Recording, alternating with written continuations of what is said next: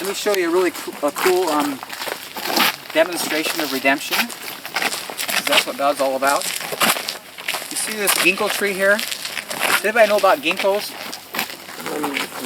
Ginkgos are really gorgeous. Look at the foliage. It looks like maidenhair fern. It's really an attractive tree. But they're extremely slow growing. They're probably one of the oldest trees that exist. You know what's amazing about this tree is how hardy it is. In Los Angeles, where I grew up, in center dividers on blacktop, the only thing that will grow are ginkgos. Everything else is perishes because it's so hot and miserable. But ginkgos will grow in center dividers because they're ginkgos. So I planted this when I first came because they're very slow growing. And somehow the power line to my house failed, so the utility came out here to fix it, and they killed my ginkgo tree because it was right there. Out of the ground came 3 liters. I want you to hear what I'm saying. Right now, I have a triple-liter ginkgo that nobody has anywhere. It looks far nicer than the single one I had, and this is all about my father who's into redemption. Here, when they killed my tree, totally destroyed it, he sent me back something much nicer. I love him. He's just so good. Now these strawberries down here, let me give you their history. They were planted. I got 25 of them from Fedco last April. And I planted them here in nothing but wood chips. And I want you just to focus in on all the berries that are developing. This is just their second year. The nice size and color of the plants. And really, this is all happening without any tension. Just stick them in wood chips and take off. This is what happens. I'm just, you know. So what I'll do this next year after they're done, I'll just bury the whole thing with wood chips, and next year they'll be nicer because that's just what happens. So for all of those who've done the work, I just hope you're starting to get the gears changed in how easy this is getting. How like it's not a work issue. I'm never gonna have to thin. I'm not gonna water. I'm not gonna do anything. Just let them grow because they can. You can see these runners they're already sending out. Look at down there. They're on the road already. They're clearly saying like, we're well, we're happy. We're gonna take you over because we can. It's just to me just so remarkable. Like, you know why these strawberries and blueberries are happening out here? I have them over here in my herb garden where I've always had them, but now because I can't walk so well, I don't have to walk so far. So I'm going to start planting stuff all over the place so I can get to it quicker. You know, because it's just, I'm all about convenience. You know, just like, make it easy. You don't get them up? I have my dog, Tova. Dogs are the best deer repellent there is.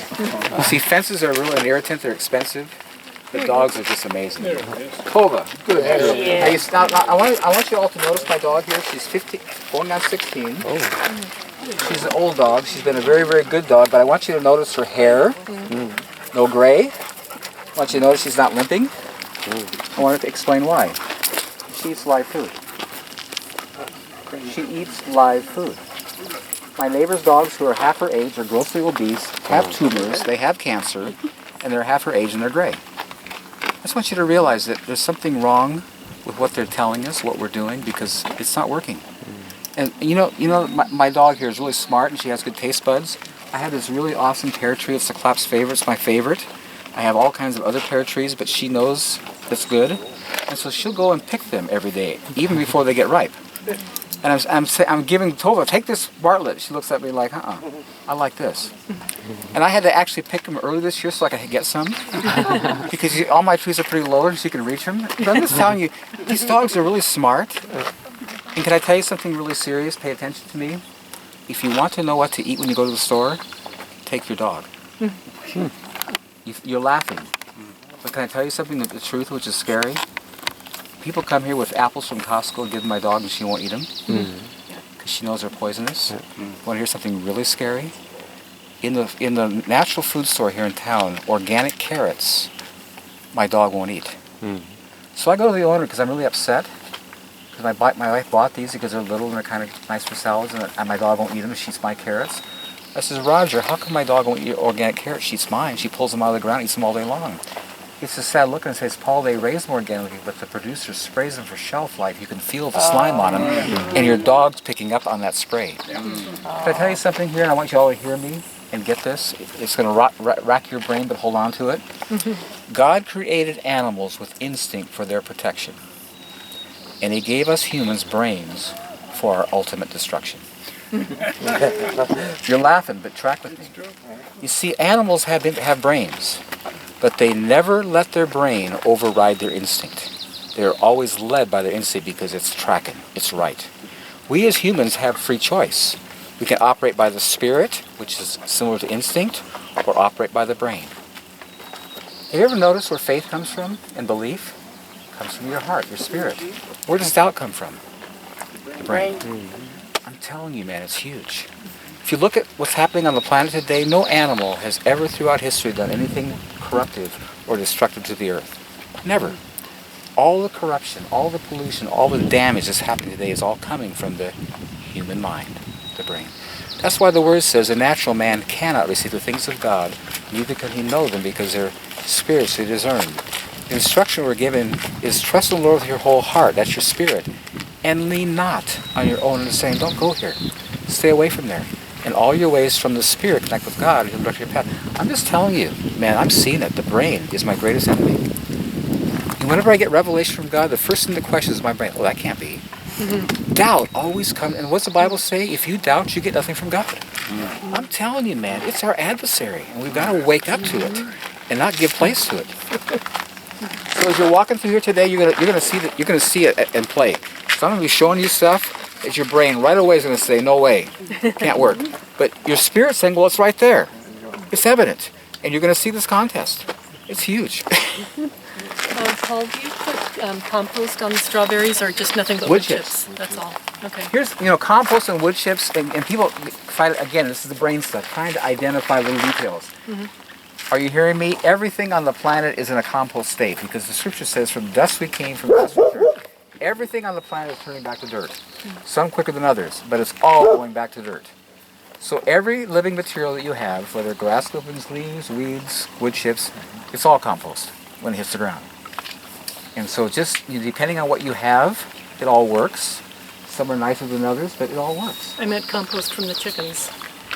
The stuff from the chickens is like all my yard waste, that they process, through their eating and with their feet, stirring it. But it's all the same stuff. But I mean, do you put that on the?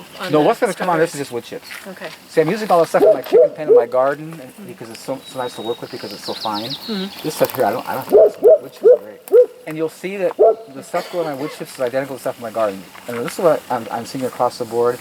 The final analysis of growth coming out is identical no matter what I'm using. So I so love God. He made things simple.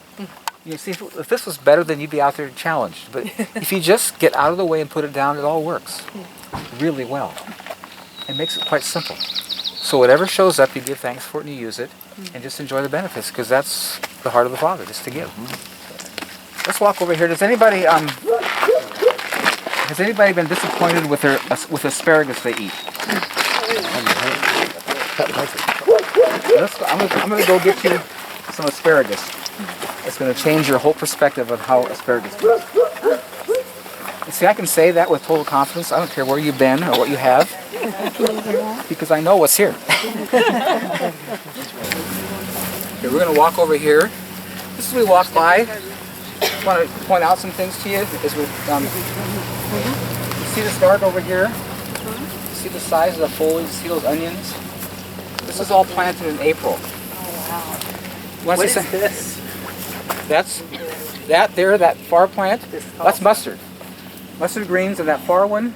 This one? If you just snap off That's spinach, isn't it? No, it's called Holland greens. Look at the moisture content and how good that is. You guys want to see something scary here? You see this first row? Those are radishes. Oh my Lord. They're all going to my chickens. But my point is, I'm just flipping out. Like, radishes don't do that. Oh my Lord. These are beets. This is planted in May. You got a lot of top, but what about the bottom? How big are they? Oh, it doesn't matter. I'm saying I can't. This is chicken food. Oh, chicken. See, I don't buy food for my chickens because I can raise it, and it's a lot better than what I can buy. And so, does anybody like cilantro? Love it. Snap off a leaf of that. It's right there. Go to the base, get the whole stem. And then start at the stem because you know it's tough and bitter, and notice that it's not. And before you eat it, run it by your nose. You lose some cilantro all Go the get time. it. Get My some. husband's getting me one. Every time I With got quinoa. in the store, it tastes terrible. Go get some of that. Hurry, get some of that cilantro. That doesn't taste terrible. Oh my gosh. When did you plant the That's unbelievable. radishes? April. Oh my gosh. They got that big in 2 months. Yeah. They're going to seed. Oh my Lord, that's good. Are you noticing a difference with this cilantro than what you've had? Totally. Can I tell you why? The answer is in one word. It's called minerals. Everybody listen to me. Minerals are the foundation to all of life. It's the foundation to all of life. Everybody hear me? If you read the account of the creation in Genesis, this amazing universe out there that every time they put a telescope on some planet, it gets bigger and more orderly, and they're realizing it's no end, was all created by God having the thought and Jesus speaking it into existence. Let it be. This incredible planet we're on with all the beauty, all the incredible growth, all happened from a thought. Let it be. When it came to the creation of the human race, the whole scene changed. Are you track with me? God came to the earth and got in converse with himself and said, let us make man in our own image, after our own likeness, and let them have dominion over everything he made. And what did he do? He picked up dust, minerals, and he formed man and breathed in the breath of life. All of life comes from minerals. You want to hear why you're all sick today and not well? Because the ground has no minerals. Man, in his defiance and rebellion against God, has taken the skin off the earth, exposed the ground, mined it with plants, and put nothing back, and now all the food you're eating is mineral deficient. And I'm telling you, all disease, all issues comes from a simple fact, is malnutrition. And when you're getting minerals, such as what you get in this stuff, you can't get sick. It's impossible. Because your body has everything it needs, and it's smart, and it wants to heal, and it knows how.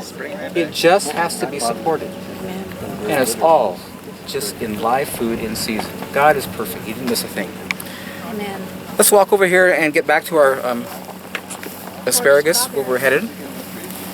Hey, Paul? Yes. One of the questions I had is my brassicas are turning yellow like this. Now these all look that bad because I transplanted them from the ones over here. Okay. And the beauty of that, everybody listen to me. You see, I planted one row. Most people who want successive croppings plant 2 times. I thinned mine, set them out here. Now they're stressed and they're set back, and I'm going to have 2 seasons. I love it. So just they turn yellow from I transplanting. just moved them, and they're just look at the centers. They're saying we're good. And some of the old stuff may fall, but I'm telling you, it's all. This is going to be way behind those, and it's saving me having to plant twice.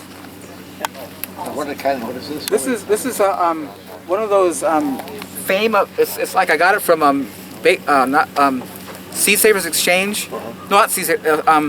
Sandhill Preservation Center, and it's the glory of some place. But it's a huge cabbage. It's totally amazing. And some when people come on tours, I set them out here. People can't even pick them up because they're so heavy. So it's water content. So is this garden all for your chickens? Is this Oh no, it's all specifically- for everybody. The chickens just get the overflow. The stuff you see that mustard. That's all going to chickens because you can't. I'll show you over here. I got arugula and I've been eating it every day.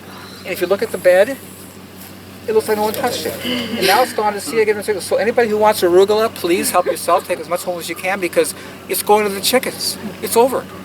And I've been eating it every day, giving it away, and I can't keep up. You see, my challenges here is abundance. Too much. Amen. I so love. He's so good. Amen. I'm having my romaine lettuce is just. I can't keep. There's no way I'm going to be able to contain it because it's just like.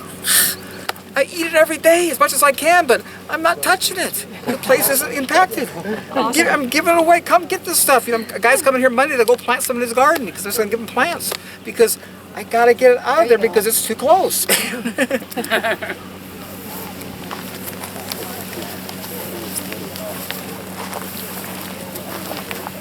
So that Japanese tree, does that produce fruit or? No, is it- it's just a gorgeous spring color. It's just the most beautiful foliage in the fall. The fall color is just amazing. Oh, do you have any problems with your corn doing this? No, it's all about roots. Roots are amazing how they support things. And when you have porous ground like this, that's completely, well, somebody here is there's a strawberry that's not quite ripe, but I'm not going to wait. But I want somebody who's had strawberries before that know what they taste like. How about the fruit boy here? Where is he? This is Come here, buddy. You come here. Now I want you to be expressive and eat this and talk to us about what you're experiencing. Take a bite.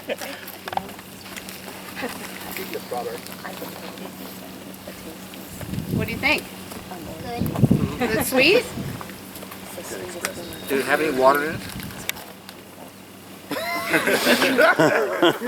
Let me tell you about water.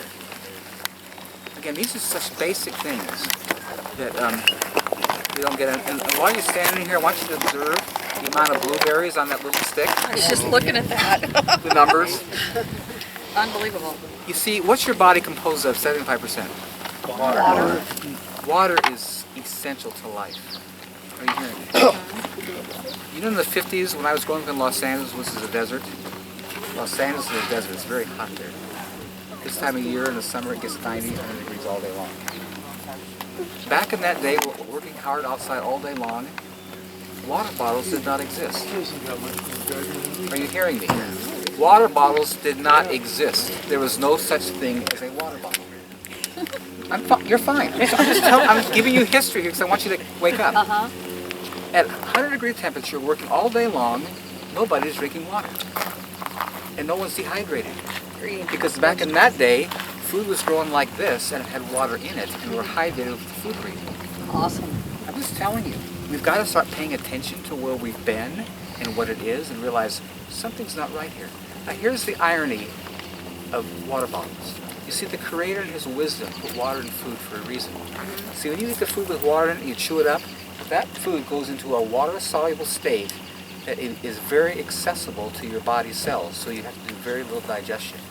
Conversely, when you're drinking water out of a water bottle when you eat, that dilutes the whole digestive process. It starts with your saliva and minimizes the nutrients you get from your food. Are you hearing me? Are you getting what we're doing? Got it.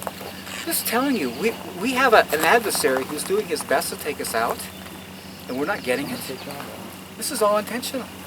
You see, today, the farmers are watering just as much because there's no roots. That guy's asking about the corn blowing over. Because there's no roots, it's not going into the food.